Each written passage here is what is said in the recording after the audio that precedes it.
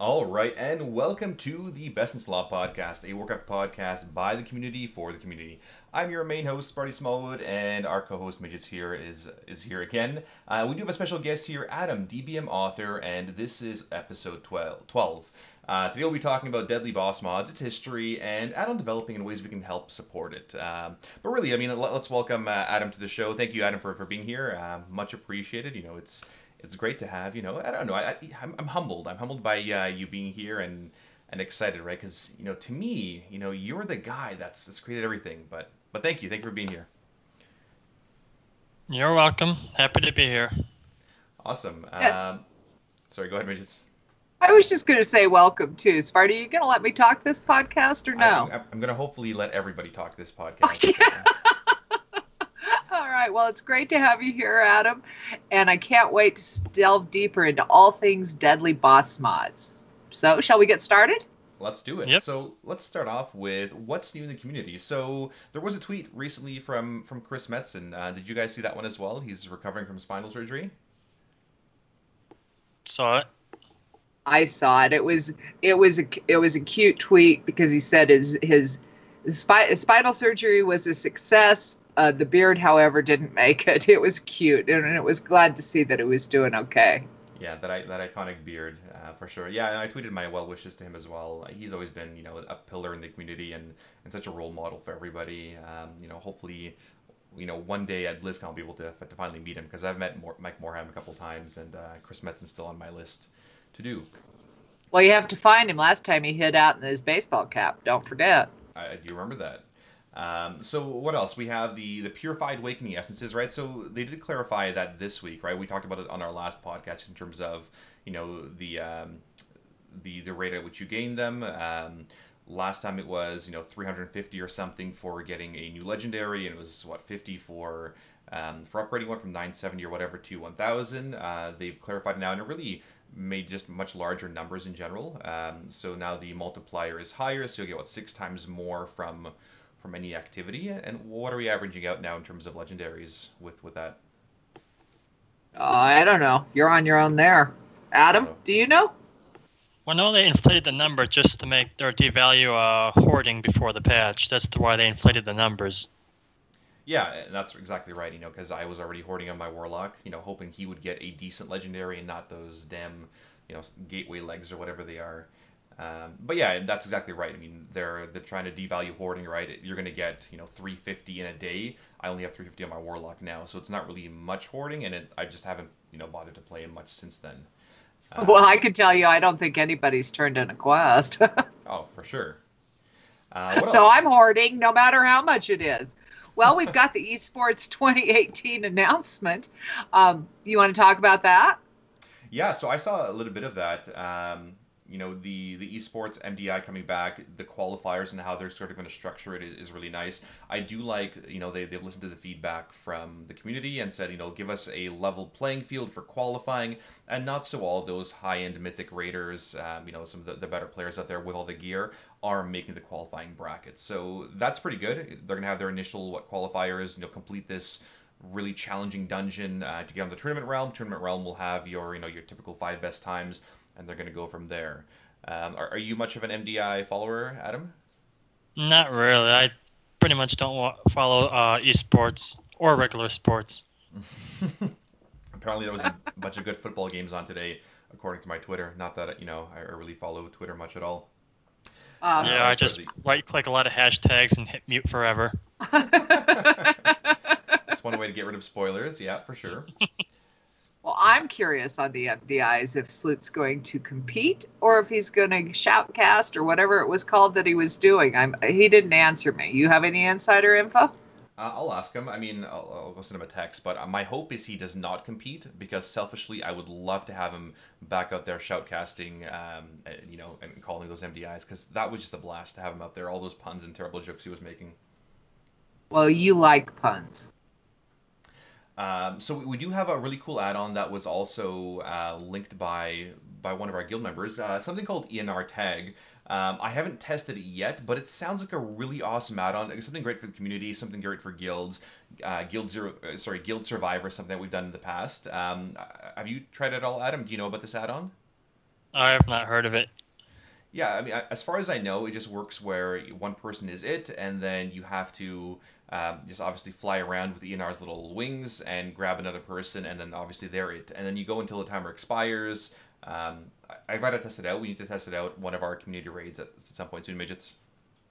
We're definitely going to have to test it out. We've got to do something with Guild Survivor, too, so it might be a great add-on.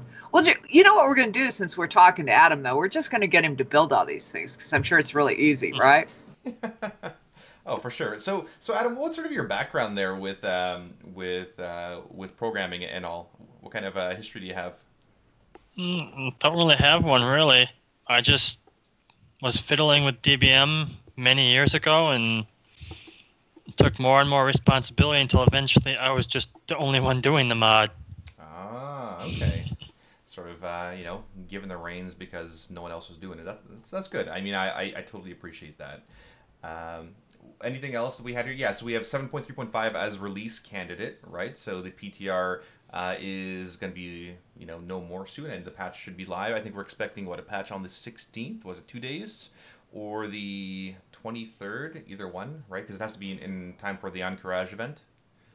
Well, I think so, but I don't know. Adam, what do you guys do?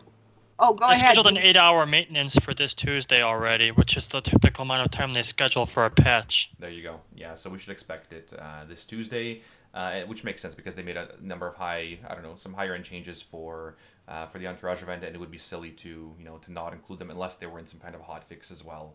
But no, I mean, we should expect a patch this Tuesday, and a little bit more content. Do we have any of the races coming in this patch? I've been not following too much with that. For the most part, it's a systems patch with all the content gated. I mean, about the only thing we'll expect Tuesday probably is the level scaling and stuff, and some of the minor quests like the mailbox thing. But like all the actual content, I'm sure is going to be time gated, and none of it's going to come out Tuesday. Ulduar is not till mid-February, so a lot of the content of the patch is not coming Tuesday. It's just more of a deployment where they can probably iron out the bugs before they actually deploy content. Okay, no, sounds good. That's my theory anyway, but it's the most sound explanation. Well, when it comes to that, Adam, because I'm curious, when patches come out, do you get any advance notice? How do you prepare? Let's just say this had tweaks to the raid or a new raid. Is it all PTR testing, or tell us a little bit about how you get that prepared? Because your add-on's one of the first updated. It's pretty much getting on the PTR and making sure stuff still works. And if they have any testing scheduled, show up for all of it. Like when they do raid testing, you pretty much have to be there for as much of it as you can be, because otherwise you can't get day one mods out.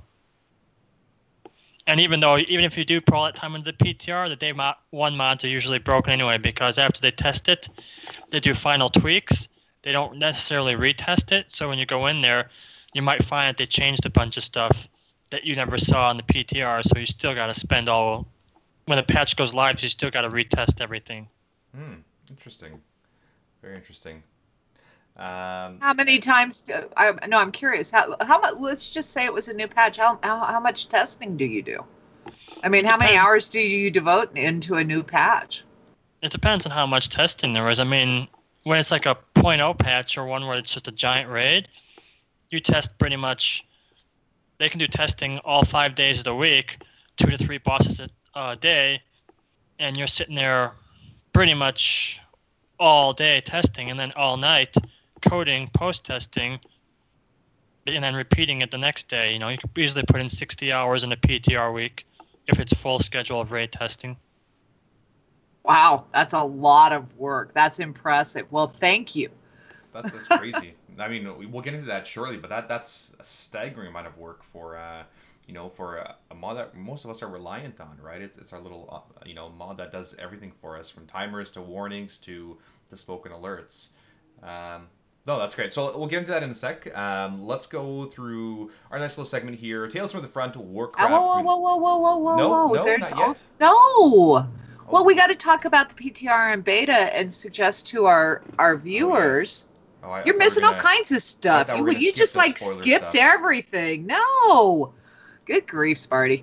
No, we're going to be, the beta is what, probably a couple of months out or something, when we do coverage of the PTR, we have a lot of viewers who don't want spoilers. And it's going to be more important with beta. So I think we need to ask them how they'd like to break it up. I'm initially thinking, thinking ahead for beta and potentially we'll have our regular episode and then we'll do a short episode after there with any beta coverage. But we want our viewer feedback.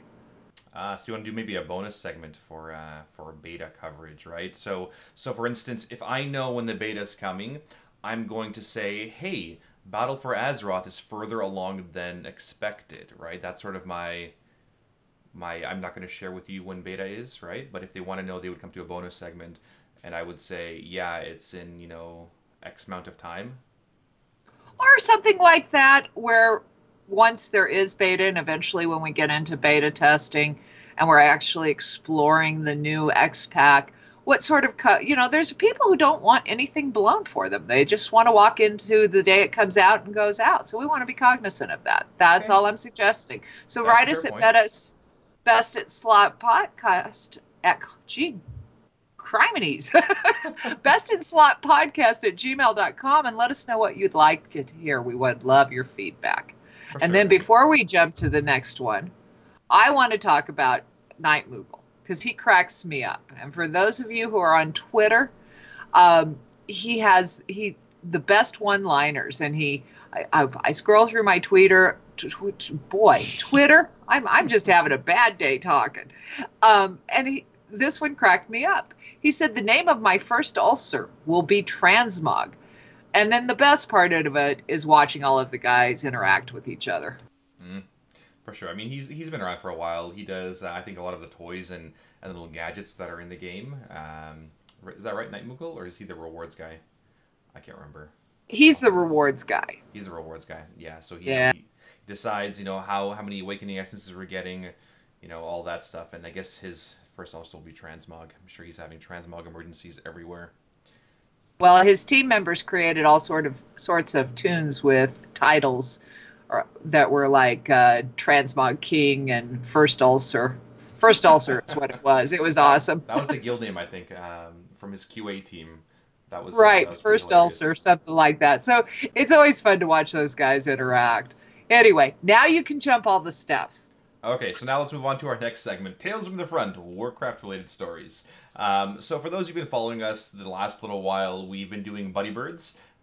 We've had a number of awesome nominations, those of you sending them in, and the way it's worked so far is nominate your friend, right? Don't nominate yourself. Obviously, nominate someone else that, is not able to do heroics, or doesn't have the time for heroics, or has never really done them before. And we will help bring them in and get them the Violet Spellwing, the Buddy Bird, the Ahead of the Curve kill, maybe a Pantheon Trinket, all that stuff. So for players that are, are not able to raid for whatever reason, or don't have the means, we want to give them a bit of experience and get them their achievements, right? It might even help them with pugs, that little Ahead of the Curve achievement, as well as, a little bit of gear for them potentially. I think our last guy that came in was a hunter. His wife nominated him, sent us an awesome email. He came in, I think he got I don't know if he got a Pantheon Trinket, but he got like a 975 mail piece, right, from this crazy Titan Forging luck that he's getting. But it's, I guess, a different, topic for a different time again. Well, that's great that he got a neat trinket. Oh, I'm sorry, Adam. I wasn't talking. I was just laughing. Now, have you heard about the Buddy Birds, or have you gotten your Buddy Bird? No. Well, I guess somebody should nominate you. Maybe I will nominate you for one of these mounts, right? Because why not? Are you playing much? Oh, that bird. Oh, yeah. That's what. Sorry. I got that mount with the guild. I just wasn't registering what Buddy Bird meant. Yeah, the Violet Spellwing, the cool, Yeah, I got that the first week. Yeah, that's awesome. Very good. So we've got a number already. One of the Zeros to Heroes teams has carried 4 people so far. I think that Jesters has carried 7. Nice little internal competition between our 2 sister guilds, which has been fun so far. And we also had the Ice Crown Challenge recently go by, right, Midgets? I think we all took part in that one. We all did take part in it, and I don't think everybody responded to our challenges, so we're going to have to talk to them. But they did meet their goal, and it was a great year. And Warcraft Cares on Twitter is where all of the Warcraft community support events are being tweeted from at this point. And so they got that done. They gave away free game time. I don't know who won it. I wasn't checking. But they met their goal, and it goes to the American Foundation for Suicide Prevention. So the Warcraft community contributed over $3,000, and it's a great event. That's awesome. That's I know they've been doing this for a couple of years. I think this is the 4th year. Again, huge donations, a great cause, and I was glad to be a part of it this year as well, and get a lot of other people involved as well. So good times. All right. Well, now we come to the best part. That's right. The best part, we're going to go to our Keys to a Kill, rating advice from the experts, which really is our special guest segment here with Adam. He is our expert on really DBM. You know, this is really why we have you on the show. It's exciting. It's exciting for, you know, I've been using your mod for, I don't know, a decade now. I mean, it's incredible, right? We use it in conjunction with VEM. For those of you, not familiar with what DBM is, basically it's Deadly Boss module. It gives you timers and warnings. So a big flame breath is coming in 30 seconds. You'll have a timer on your screen counting down to that flame breath.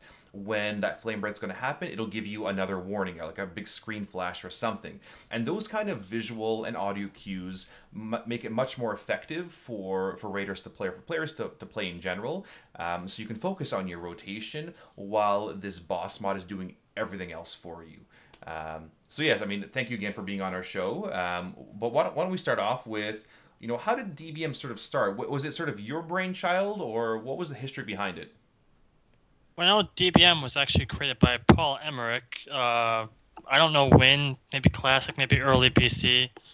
But him and Martin only worked on it till about early Wrath. And then I sort of took it over in the TOGC era. And then I made all the mods for ICC, and everything past that was all me. I made everything after that. And I still communicate with Paul regularly, though. He actually still hosts the website. Because, he already had the web server and the subversion, everything was already all set up. So he still maintains that for me, and we communicate regularly. But he doesn't actively work on the mod anymore. That's all me. That's awesome. That's I mean, it makes sense to not switch over domains and names and things like that when people are used to things like that. But that's awesome. And so we talked about, you don't really have a programming background. You sort of were thrown into it when they, I guess real life took a turn for them, and they didn't have the time to do it as well. They pretty much both quit the game, and I've been playing the game forever now. So. Oh, okay. Sorry. What level? Like, are you doing mythic rating or heroics or normals or somewhere in between? What do you have? I do mythic rating, but on a light schedule. Like, we're only 8 out of 11. We're working on Coven. We'll probably get that down in one more night of progression. So we're not too bad, but we only raid like 10 hours a week. But that's good for me. I prefer a light rating schedule, so it gives me more time to work. Like, if I'm raiding 5 nights a week or something, it makes it difficult for me to step aside and actually work on the mods from my raid testing, basically. Like, live raiding to me is still testing. I'm always looking for ways to improve or things to fix. Crazy. That I mean, yeah, you're always looking for things to improve, or timers, or whatever's working there. And he mentioned light rating schedule and barely ever raids. I'm only 9 out of 11, so one boss ahead of him on his very light schedule. So I guess we need to get Agramar down this Monday. Sooner the better. What's lacking, Sparty? I think that's great, though. So do you do a lot of tweaking within the raid environment? Do your teammates help you with it? Not to get feedback, but I do a lot of tweaking. Like, working on Coven, I added a new option to make tanks swap at 2 stacks instead of 3, because although you can do 3, on Mythic it's more favorable to do 2 stacks. So it added a new drop down that lets you choose whether you want it to be 3 or 2. And that's just a minor tweak that I did based on feedback. Oh, that's an awesome tweak. Now, so are you a DPS or a healer or a tank? Or you're a tank? Yeah. So you really like the tank parts of it. That's why the tank stuff When it comes to feedback, the feedback I usually need the most from third parties is usually healer and DPS because I rate from a tank perspective. So sometimes certain things don't apply to me. So I don't even necessarily notice that they're broken or have room for improvement. There are times when something was broken for 3 months and I didn't know about it because as a tank, I never saw that mechanic to begin with. And then someone points it out, it's like, oh, by the way, this is broken. I'm like, well, you could have told me 3 months ago. You know I don't play healer. But That's awesome. Well, That's why can I I try get to a encourage request more out there feedback. that we have a raid warning that comes up that this is not a lot of damage and you don't have to pad the meters here? Just saying. Healers like to pad the meters. Well, only sometimes, when there's, things to stand in safely. Yeah, Sparty likes to pad the meters when he can, but only when we're playing, not when he's in progression. Yeah. You actually bring up a really good point, and that little warning system on the 2-tank, 3-tank, I don't know how many people are aware of those kinds of things. Me personally, I don't go into DBM, and I don't go through all the options, unless there's an option that we want to turn off. I'm not actively searching for things. Are there things that you've added to DBM that, make it really helpful, let's say, in this raid tier, whether normal, heroic, or mythic and Taurus, right? Are there really good check boxes that they should check or things that they should look to play around with? Because like most things, you don't learn these things unless you start, hitting the switches and find what works and what doesn't work. Well, if I try to do the most efficient option defaults based on role in a spec, but I don't always get them perfect because, like I said, I'm a tank. So I try to encourage people to give feedback, and with that feedback, I usually change things around. Like with the recent target filter I added that basically disables all warnings that don't apply to you by default now. A lot of people didn't even notice that as a new feature because they were already tuning those warnings out in their head anyway. Mm-hmm. Raid leaders noticed, but like regular raiders didn't. Like if you go into a raid now with the current DBM, you will no longer see warnings that say spell on target A, B, C, and D unless you're one of the targets. The raid leader notices that because like, hey, wait a minute, DBM used to tell me when necrotic plague or whatever is on people, and they're like, yeah, you gotta turn that on now. It's no longer the default. And so but non-raid leaders, like I asked my guild after raids, like, so did you notice anything different? And nobody but the raid leader noticed it. which confirmed what I already knew. People were not paying attention to those warnings. They were literally spacing them out. They've gotten to the point where they tune out anything that's not their name. So I figured, well, if they don't pay attention to it anyway, let's reduce spam and not show it anymore. So how do we find out those things that have changed or might be helpful tools, or where do you put those kind of notices? I know that because I am a supporter on Patreon that you tell us when you're pushing it out. Do you let other notifications? Do you put it up on Curse? How do you do that? I put it in the change log usually, but I also try to update my guide section. I'll post it to chat here too. I actually have a section on the it got filtered, but you can fix it. But basically, it's in the change log, but I also try to keep my guide section current, so you can go in there and learn tips and tricks of configuring stuff, and as well as features most people don't know. Like a lot of people wanted me to change one of the warning sounds to the air horn, but then after I did, a lot of people were unhappy that I changed it to the air horn because you can't please everybody. So I wrote a guide specifically addressing, how to configure that properly so you could actually just get it the way you want it. Okay, well, that gets us to our next one here. I mean, do you have some kind of tutorial for setting these things up, right? Is there a tutorial video or, a set of steps that the lowest common denominator person could go through these things and change them? Pretty much that section of the forum is broken down to sub-guides, and that pretty much is what you're asking about. Little guides that help you configure special warnings or timers and go into some of the advanced features that by default users don't know about. Like with timers, you can change any timer to a user timer, and when you do, that timer automatically gets anchored to the big bar permanently with a custom color so you can spot it. Like if you're assigned to a specific role in a raid, you want to set a timer to user so that you could pay more attention to that timer. Interesting, interesting.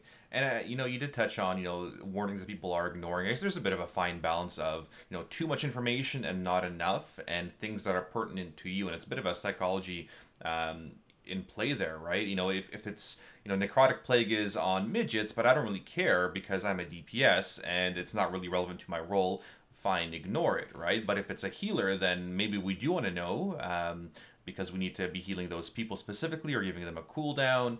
But it's very interesting, where that sort of play is and that balance is, right? Too much information, they're just going to ignore everything. And I remember when I was doing Lei Shen or doing certain bosses, and at some point you tune the same warnings out, right? And sort of how do you keep them relevant, right? Do you change different sounds? You mentioned the air horn then. What do you sort of do to keep people refreshed on some of these mechanics so they don't tune them out? I've added more sounds and also option defaults. Like I said, if it's a tank warning, it's only on by default for tanks. But I mean, there's still error in there. Sometimes I go back and fix things. Sometimes there was just too much in the mod to begin with, or even sometimes it's just bugged. Like sometimes a warning shows multiple times and it's not supposed to, but I just have to put anti-spam thresholds in there to prevent that from happening. And it's just a lot of feedback mostly, especially for non-tank stuff. I try to encourage users that instead of complaining about spam on Reddit or an MMO champion thread, come into my Discord and actually tell me so I can make adjustments. Because some of the stuff I fix were not because it was reported to me, but because someone went on a rant on Reddit or something, and I just happened to come across it and oh, interesting. Well, I'll fix that. Wish they'd have told me. Hey, I've got to know. This is a pressing question. Who was the brainchild behind using the sound bite of "Runaway, Little Girl, Runaway"? Because it's my favorite feature. That was actually before me. That had to have been probably Paul, because that was BC, and I kind of took over in early Wrath. So that was them. Every time I go through Kara, I have to stop and talk to the guy that says I'm a fan and hear it. That's my favorite soundbite. I came up with Beware and stuff after that. Beware's a good I like the Beware one too. So I'm gonna maybe poll our viewers. What is the most effective or their favorite sort of audible warning or sound in DBM, right? I mean, yes, weak auras are there too, but what are some of their best warnings or most effective warnings? Have you heard, feedback in terms of what's effective from, from your guild or your players? For me, it's voice packs is the most effective, really. I mean, I know it's just a huge difference in alertness from voice pack users from non-voice pack users, because the complexity of fights has increased significantly over the years. We're not fighting a boss like Luciferon anymore, which has 2 abilities that you care about. We're fighting bosses that have like 10 abilities and 5 phases and stuff. And when you only have a certain number of sounds, there's repetition in there. And that's where the voice pack really is the optimum way to raid, where you could just have much more customization and less repetition in sounds. Interesting. No, that's good.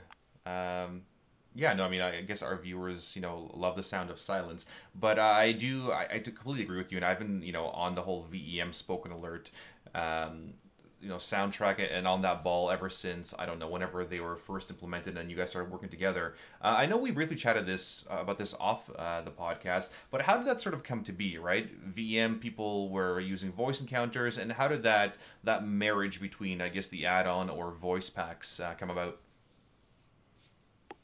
Well, they originally forked DBM and created their own boss mod based on it. They'd basically take my mods and then they add voices to it and other things like the heads-up display they added to it and other tweaks. And then they released it as their own, and it was pretty popular, but at the same time it caused a lot of fragmentation and issues. Like, I'd actually get bug reports for VEM, and I'd have to explain, it's DBM but not DBM. It's their mod, and they got to report to them. And plus, when I was in raids, there'd be conflicts because they do different things. It'd be based on mine, but they'd be making changes, and it was just a lot of fragmentation and mess. And plus, I didn't like the fact I was the one going on PTR and putting in like literally full-time hours to make the mods, and they were pretty much taking those mods and adding to them and not putting as much work as I was. So at a point, I actually changed the license from free to use to all rights reserved, and instead made a reach out to them saying, hey, instead of forking it, how about I add an API to the base mod where you could add your features to DBM as a plugin? And they were actually thrilled because they were tired of maintaining the fork. They only wanted to work on the voices. They didn't want to work on all the other stuff. So Right. they was like, sure, we'll do the voices, you do DBM, and that's how the marriage came to be. That's Interesting. awesome. That's awesome. And so, I guess, what are your next upcoming plans for DBM? I mean, are there certain features you want to add to current encounters, or to future encounters, and where would some difficulties be as well? What are your plans for DBM going forward in general? I've been a little cautious with features lately because of the way Blizzard has been aggressively taking features away. Like, when they removed the ability to check unit position, I actually knew that you could replace the heads-up display with aggressive nameplate features and lines. And I'm like, I could do that, but I just know Blizzard's going to take that away too anyway. So I didn't. Exorcist did, and Blizzard did take it away. So I'm just kind of like, Yeah. I don't know what to do at this point that Blizzard won't disapprove of. Like, the mods pretty much already do everything that Blizzard will allow us to do. Anything more, and they pretty much always counterattack. So for the most part, I'm just trying to fine tune it now and just make it more efficient and make the coding easier. I always welcome feature requests and try to add them, but I try to be realistic with features now too, and I try to think, will Blizzard like this? No? Then I probably shouldn't do it, because they're just going to break it anyway, and I'm going to lose all those hours. Like I did when I put countless hours into the heads-up display feature for Nighthold, only for no one to ever see them, because they just decided, oh, by the way, we're breaking unit position. Sorry for not giving you advance notice, but there it is. Interesting. Very interesting. Yeah, I mean that's great in terms of yes, it's tough to to decide what's gonna work and what's not. But you touched on a really good point there. Will Blizzard like this, right? I'm doing a boss, and let's say I'm raiding or I'm Exorcist, and I'm thinking, okay, is this an exploit? Would Blizzard like this? No, maybe I shouldn't do this then. And yes, because then you won't waste that time doing those things. No, that's good. That's good. Well, are there any features that I guess you can't implement that you'd like to have, right? So Blizzard maybe shut that pathway off, but things you would have liked to implement, over the past couple of years? The unit position thing hurt the most because one thing that it broke that wasn't really exploratory was filtering based on position. Like, for example, let's go to the fight like Spoils of Pandaria. With unit position, DBM knew if you were on the Mantid side or the Pandarin side, and based on that position, it would filter warnings from the side you weren't on. That's not possible anymore. Like, if we had a Spoils of Pandaria today, DBM would have to spam you for both sides, regardless of what side you're on, because it doesn't know where you are anymore. That's crazy. Or in other situations like Galacrass, are you in the tower fighting the dude at the top, or on the road fighting all the trash? And I used to be able to filter with the position check and say, show only tower warnings or show only road warnings, and can't do that anymore. And I would keep hoping that Blizzard at least implements some kind of limited API or buffs and debuffs and encounters where you split the raid up with care towards mods to actually not give us exact positions, but give us the means to at least support some kind of filtering. Like Iron Maidens, if you go to the boat, give the player a debuff called on a boat, so you know the player's on the boat. Like, just something like that would be a world of difference for boss mods that I hope one day can be implemented, but it has to be done on Blizzard's side first. That's a couple of really good points, and I going back to those fights like the Spoils of Pandaria or like the Galacrest encounter, I didn't even realize that functionality was there and filtering everything else for me, right? Otherwise, you're right, we'd have gotten so much more spam, and it would have been much more difficult to do those encounters, right? Like that's a huge deal, right? I mean, just any encounters going forward. But yeah, I mean, you touch on a really good solution there. Just give us a debuff, right? That says I'm on a boat, or I'm in the tower, or I'm on, green side, blue side, whatever. And I'm sure there's gonna be other encounters going forward into Battle for Azeroth that, that may require the right to be split, or you're in a certain section, or whatever it is, right? You're fighting Jaina the Dreadlord, and you're in her belly, and yeah, if it was the belly debuff, it'd make it a lot easier for someone like you who's creating these boss mods. Yeah, at least Portal Keeper. Portal Keeper was the first boss I was worried about not having position checks, but fortunately, they added portal clicking to the combat log, so I could track who's clicked portals and who's come back from portals.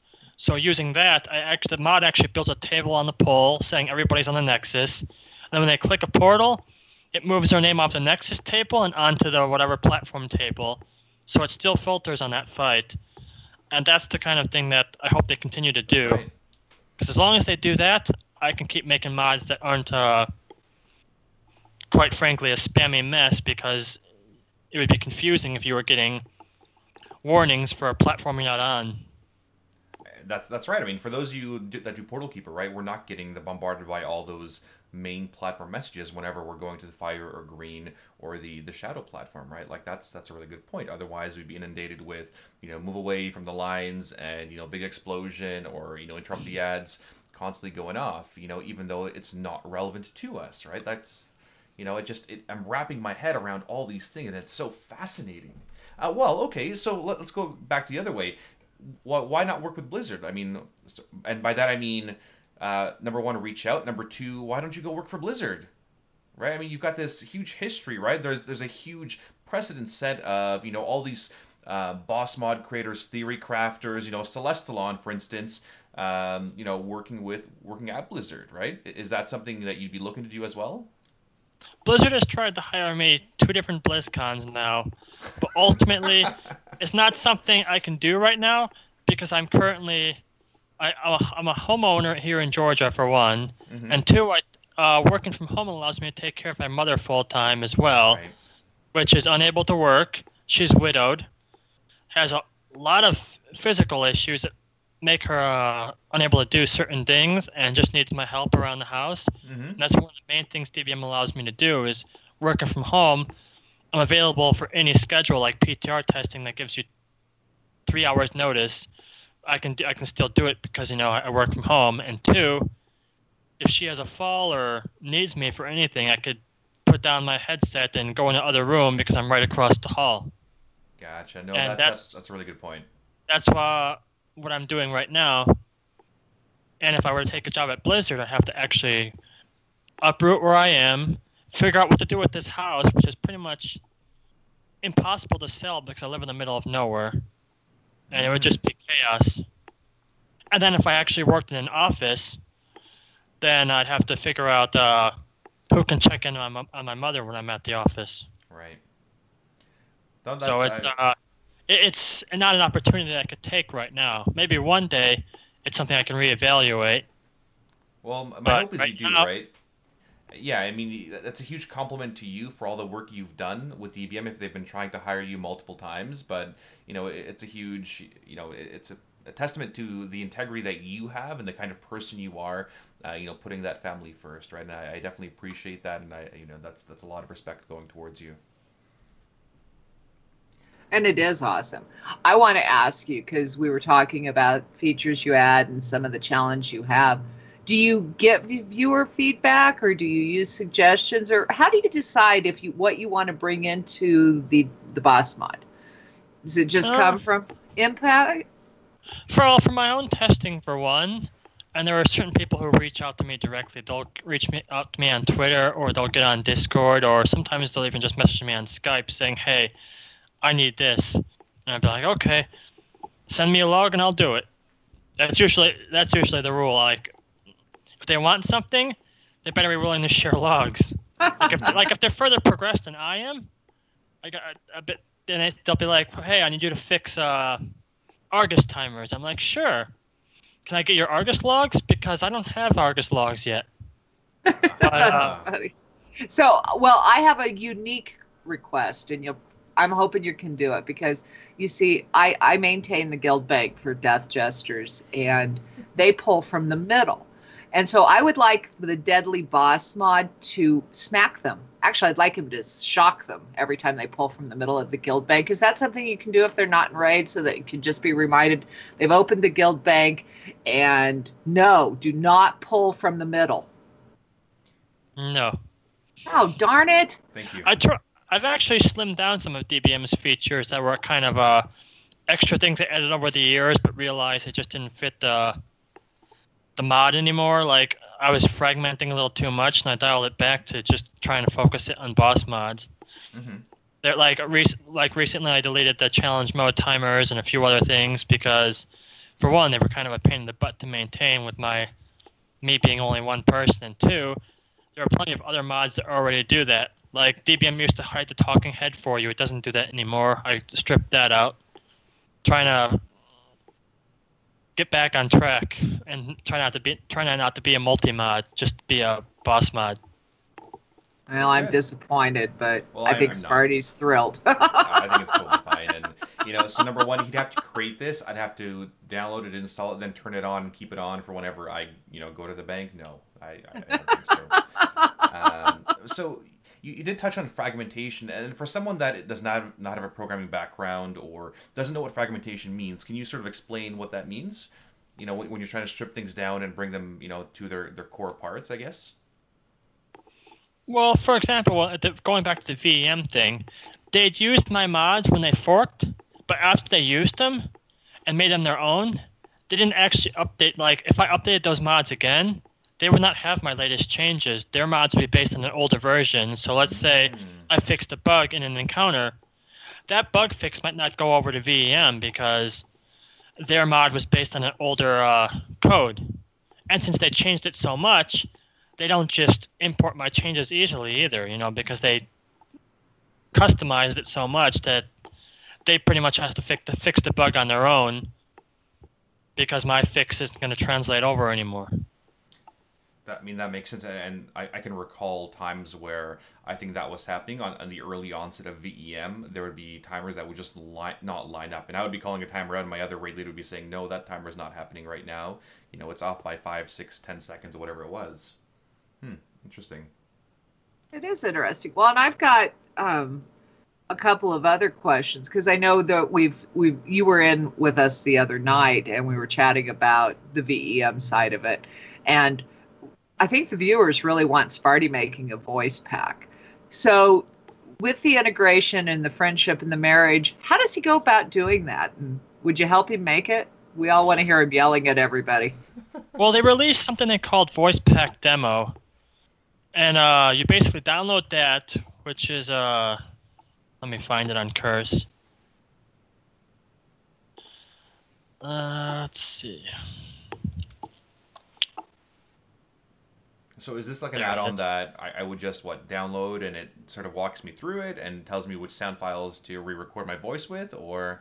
Yeah, it basically has all the sound files there in a generic template. You basically record over them with your own, with those file names, and then just rename it from demo to whatever what you're going to name it, and then it's your own voice pack. If you actually search Curse, a lot of people have made voice packs, even funny ones like Arnold Schwarzenegger. Yes, and, I used that one.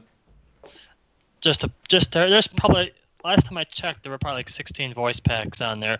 Not all of them well maintained. Some of them are discontinued, but it's fun to use some of them. Interesting. What's your favorite? Yeah, I use the base VEM because it's the most up to date. Like, I literally send them an email saying, I'm adding a new voice to this encounter today, and they'll have an update out tomorrow. And then that has to trickle down to everyone else because they'll update the demo too. But all the other third-party packs will have to download the new demo, figure out what's been added, record their own voice, and sometimes those updates can take weeks, months, or they might never happen because they're discontinued, like Kiwi. Like, she don't do it anymore, so anything that's been added in the last few months is just unsupported. Well, that would probably be a problem. Sparty hasn't updated his UI files in like half a year. Well, It's coded in a smart way to where it actually, like, voice packs have a voice pack version, and I bump that version when new files are added.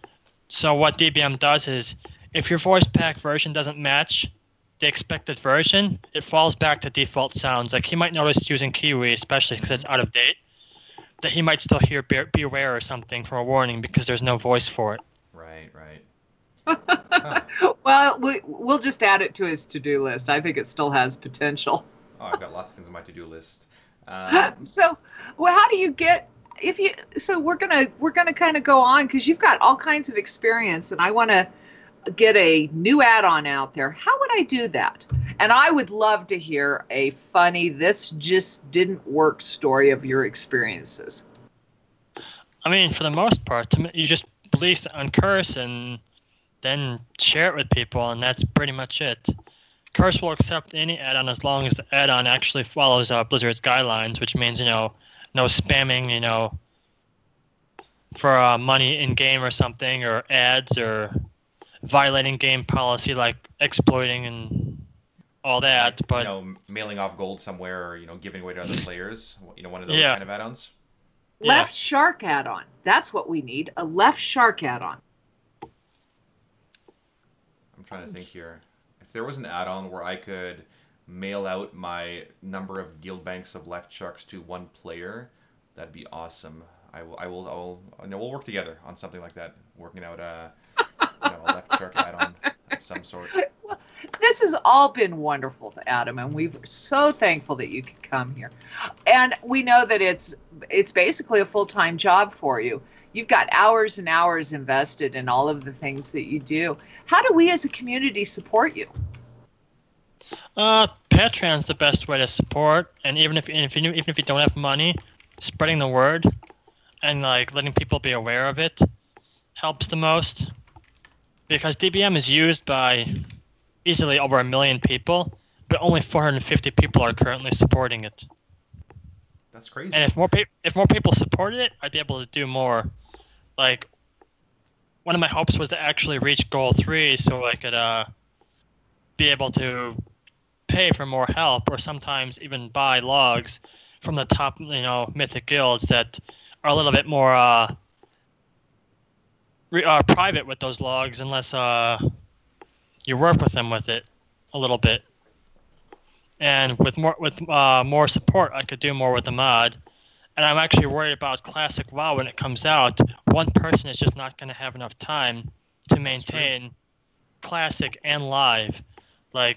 To actually give the full-time support Classic WoW might need, especially since the client is probably going to be a real mess, and people are going to want modern features. It's pretty much going to need a whole rewrite, and it's going to need a lot of time that I won't have on myself. But if I was able to get the Patreon up to a higher goal, I could maybe bring on another developer to help out with that kind of thing. Well, I mean, that's absolutely right. Going into Classic, and if people want to have those boss mods, we need 2 of you, right? We easily need 2 of you, probably now to get things up, even more. But yeah, I mean, we definitely need to support you.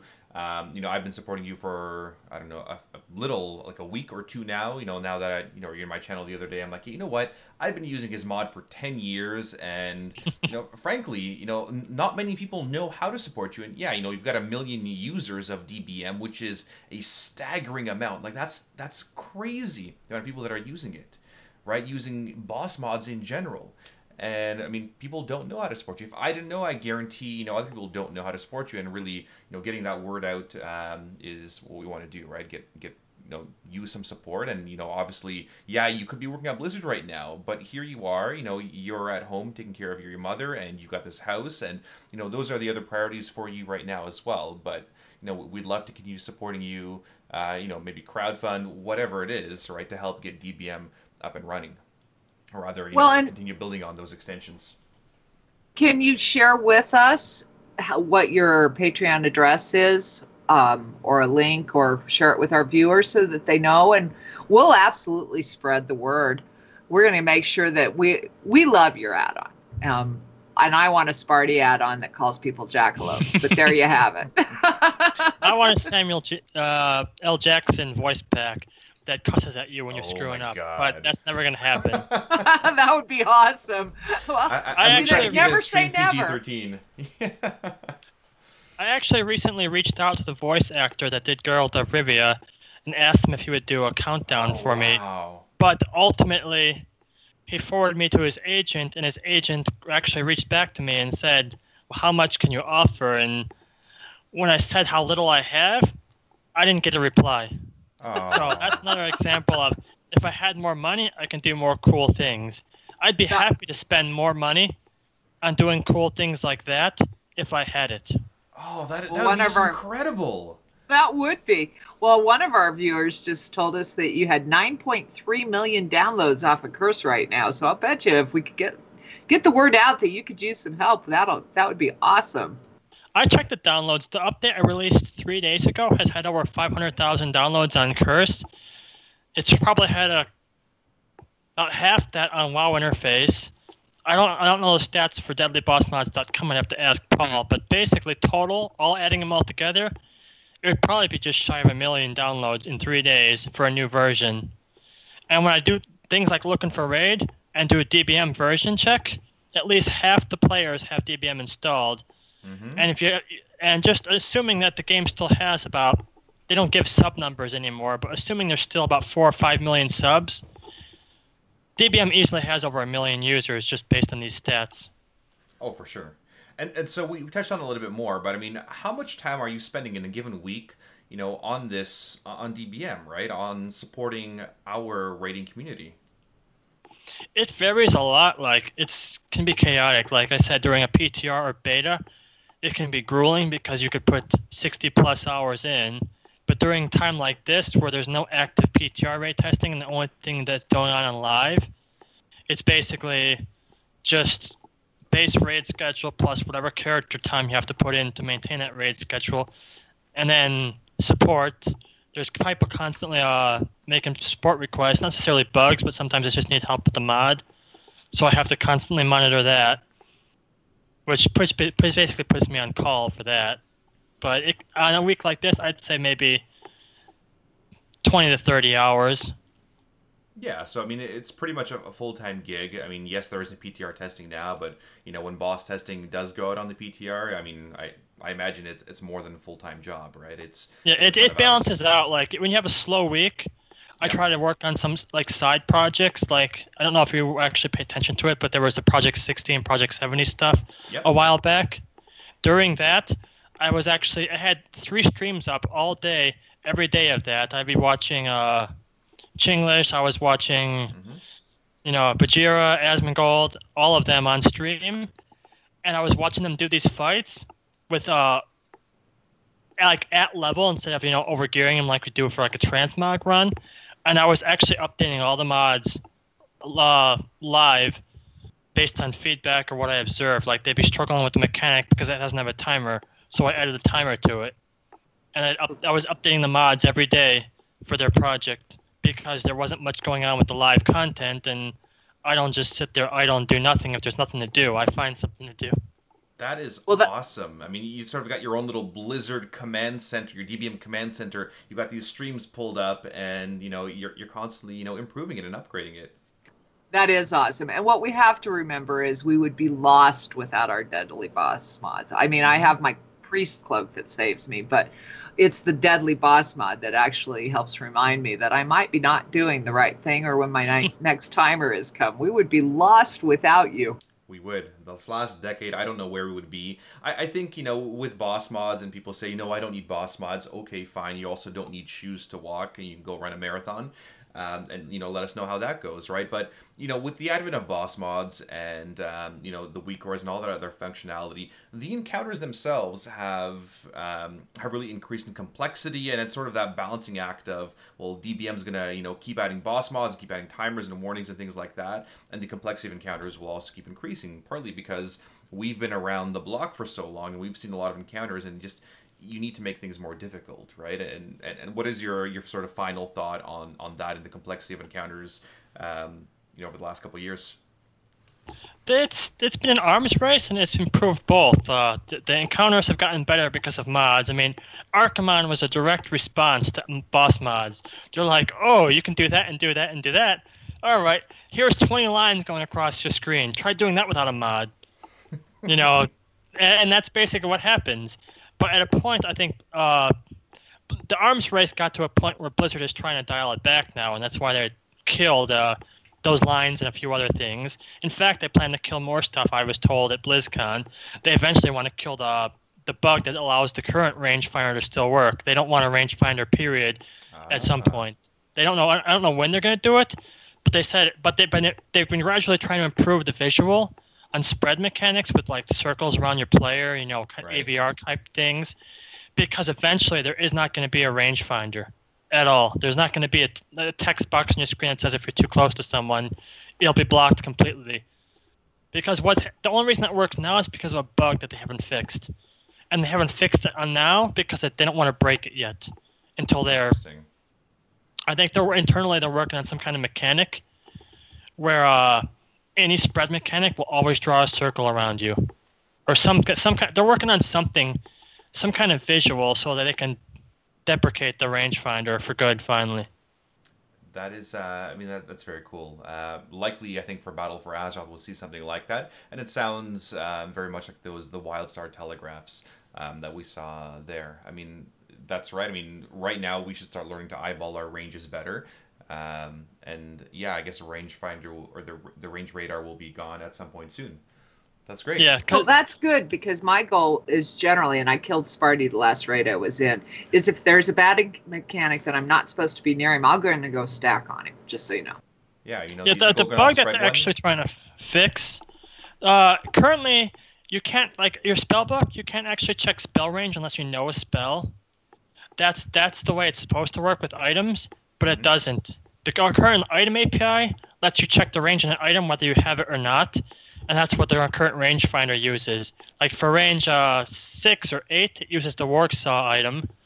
It uses Ruby Acorn for like 5 yards, and a bunch of other items it uses that you definitely don't have anymore, but it still works because it doesn't require you to have the item in your bag to work. They're going to fix that bug, and when they do, the ranges available to you are going to be like 10, 11, 18, and 30, and that's it. And maybe some spell ranges if you're the right class that just has convenient spell ranges. But when they fix the item bug, it's going to gut the rangefinder for good, and they're going to fix it eventually. But that's how the current rangefinder works, is it uses a bug that they just haven't gotten around to fixing yet. Wow. Well, I mean, that's been a lot to sort of absorb here, and again, we're gonna wind down our show here, but let's wind down with our contacts to you. So I think the biggest takeaway was one of the viewers there, Aloria, saying, "Wow, I didn't realize DBM was a one-man show." Right? That's the sort of the big impact, right? Nobody had any idea that you were the one-man show.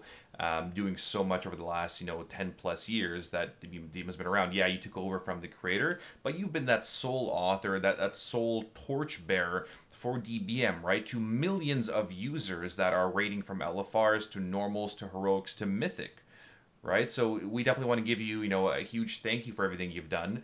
We're supporting you on Patreon, and again, share us your Discord, your Twitter, your handles. How can people get a hold of you? How can people help support you in what you do for the community?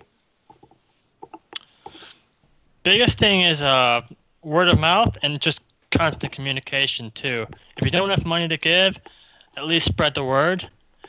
And if you see something broken, report it. I'm literally fixing bugs within minutes of them being reported. Someone actually found a bug on Nightbane earlier today, and I fixed it within 5 minutes of them reporting it because I literally get alerts when people post to my Discord, and I check on my phone and go, "Oh, somebody said something. I gotta go check it." Like I'm literally on call. Unless I'm asleep, you can expect a fix within minutes, and that's why people should report bugs or give feedback, or even make feature suggestions if they're reasonable. Obviously, You're trying to tell me my bank request wasn't reasonable. Is that what you're trying to tell me? It was not reasonable. Darn it! All right. And so for those of you who want to get a hold of him, it's Mystical OS on Twitter. Is that correct? Yes. But pretty much Mystical OS everywhere. Mystical OS everywhere. Really, he's the one-man show, the DBM Command Center. Up 20 hours a day, responding to bugs and fixing that boss add-on that we all love. With that, we're going to wrap up our show here. Just to wrap up for our little section here, again, hashtag BuddyBirds is still running. If you guys do have suggestions for episodes for the future, guests you'd like to see, we do have one hopefully lined up for next week, as the Ask Mr. Robot lady. There's been a lot of controversy with Discords and all that other stuff, so hopefully we'll talk about that next week. We've got a number of really awesome emails from people. There's an awesome cat too. Fantastic. For those of us that are cat lovers out there, that is excellent. So we do have a number of awesome emails coming in. If you guys do want to hear the audio only, it is available through iTunes as well.